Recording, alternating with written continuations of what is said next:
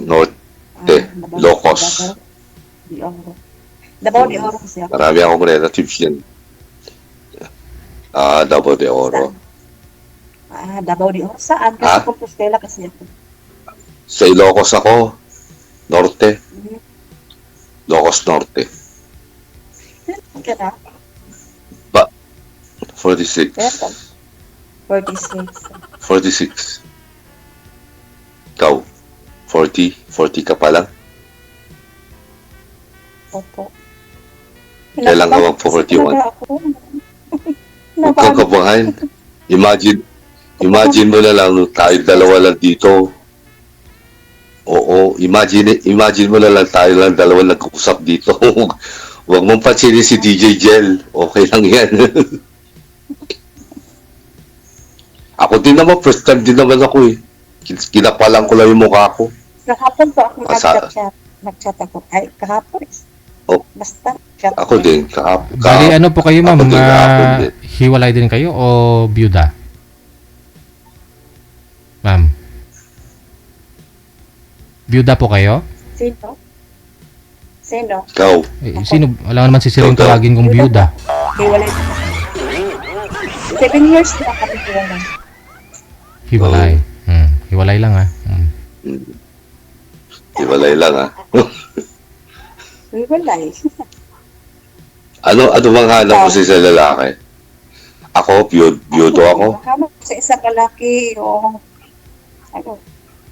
simple lang. Ano? Hanap ko sa isang lalaki. Ano ba? Basta, Hanap ko sa isang lalaki. Yung hindi shocker. Hindi. Okay. Anis, yan. Tapos, yun ang hanap mo. Anong ayaw mo sa lalaki? Yung Ano marunong naman ayaw? kontento. Ano, Yung marunong kontento. yung ayaw mo sa lalaki? Yeah. Ano naman yung ayaw mo sa lalaki? Ako sa lalaki, Dapat yung lang. mga chatter. Ano yung chatter? Cheater ka mo? Chatter. Cheater na chatter. Ikaw, ano gusto mo sa babae? Cheater. Ayun, simple lang. Simple lang yung gusto ko sa babae. Malambing. Okay lang yung selosa. Normal lang yun sa kanila. Oo, talaga ako si Sa. Hindi chatter. Sinusa talaga ako. No, dapat lang. Okay lang yun. Normal lang yan sa babae. Kasi, nagpapatunay lang yan na minamahal niya yung sa lalaki pagka ganun. Tama. Kung hindi nagsiselos yung babae, may problema nga. Di ba? Wala siyang pakialam pagka ganun. Ilang years na po kayong byudo, sir? 10 years na po. 10 years. So, that time, ikaw po, Bale, umiidad pa lang po kayo ng 35. 35. Aha. Yeah. Yung sa damit po ninyo, nakalagay Army, sundalo po kayo. US Army po. US Army ka. Hindi po kayo dito sa... Bale, 20. Hindi po. US citizen po ako eh. Tapos, nagbakasyon lang po kayo dito sa Isabela. Hindi, Ilocos. Sa Ilocos. Bakasyon. Sabi nang nasa comment. Actually, magre-retire na ako sa March eh. Kasi 22 years na ako sa servisyo. Oho. Dapat 20 years lang. So, bali nagbakasyon lang po kayo. Gaano po katagal yung bakasyon dito sa Pilipinas? 3 months lang yung bakasyon ko dito. Pero itatanong ko sa commander ko kung pwedeng i-ano ko yung gonna be 6 months kasi may pinapagawa akong apartment dito eh. Di pa tapos. Pwede mo daw tanggalin yung sa ulo mo, sir, sabi nila. Kasi napagmalan po kayong Abu Sayyaf. Sure. May nag-comment kasi kanina, akala nila Abu Sayyaf ka kasi bakit may sabi ko Army. Army na damit. Okay.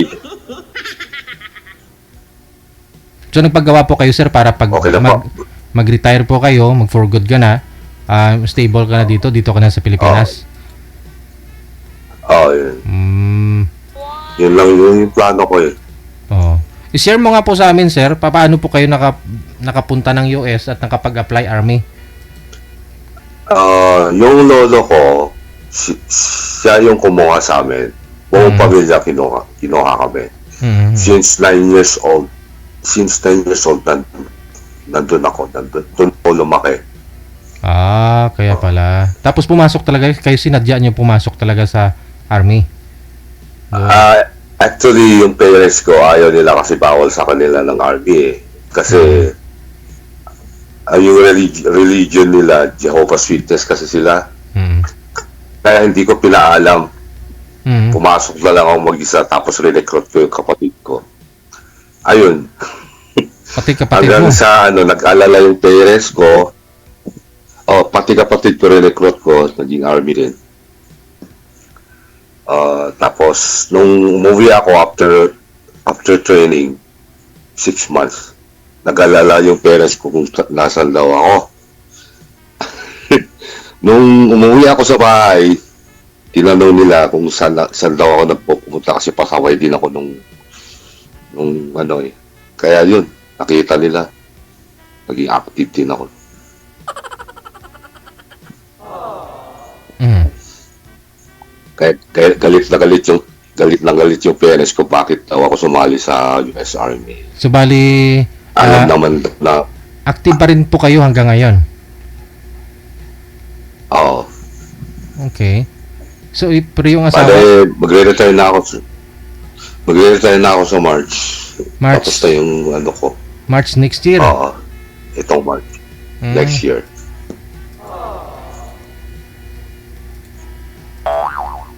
Okay. So, tanungin niyo po ma'am kung bakit po namatay yung asawa, ilan po yung anak.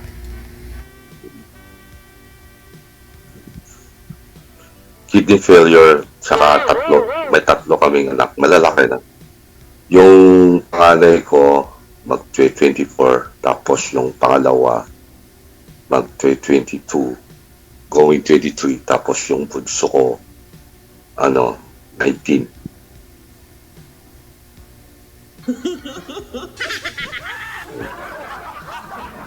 Ang salita po kayo ma'am. Ano nga pong pangalan niyo ma'am?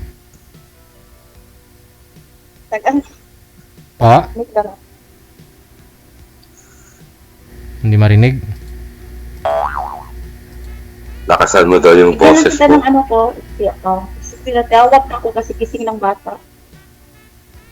FB account. Sige, messenger mo. Bigyan na ka ng account ko. Tapos, Paano mo ibibigay? Kay digital? messenger, Tapos, FB, or i-ano mo na lang, i-search mo na lang topic.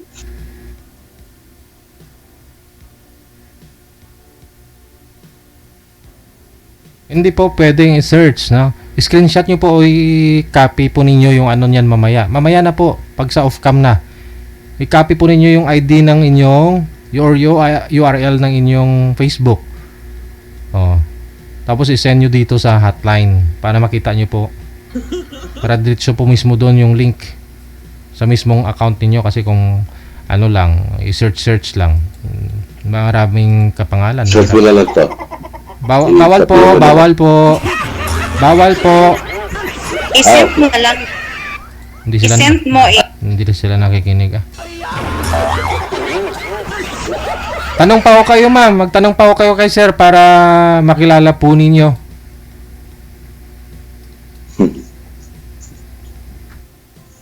I-screenshot ko na lang po tapos i-send ko dito. Mamaya po ma'am, mag-usap po kayo sa off-cam, yung mga Facebook din kasi connected na po kayo dito, tuloy-tuloy po yung usapan ninyo anytime. Pwede niyo pong tawagan ng isa't isa. Kaya no need po muna pag-usapan yung Facebook ninyo. Opo, hindi po pwede kasi na mag-usap lang kayo dito para makuha yung Facebook. Mamaya na po ma'am, later na. Dito po kasi kailangan naka-live. So para makilala nyo ng isa't isa, aware na rin kayo na naka-live para iwas sa pagsisinungaling. Yun po yun, purpose natin dito, ma'am.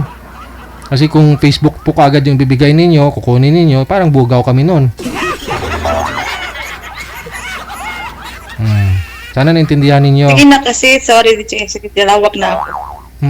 Ano po gagawin mo, ma'am? May trabaho ka na? Mo ba? Anong account mo? Lato. Ay, wala na.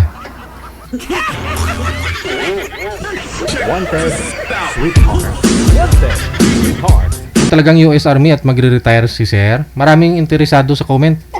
Siguraduhin ko sa inyo, marami na namang mag-PPM yan dito sa amin na gusto makuha Facebook ni Sir.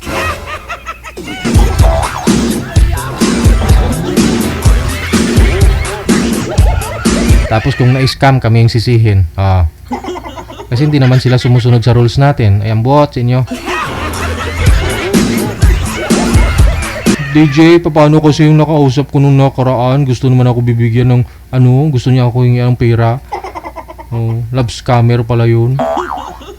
Magkano nakuha sa'yo, sir? Magkano nakuha sa'yo, ma'am? Mga 100,000. DJ, baka matulungan mo ako. Pwede na rin makuha yung pick bike doon sa nang scam sa akin, DJ. Binilhan ko siya ng big bike. Binilhan ko siya ng pinatayuan ko ng bahay, DJ.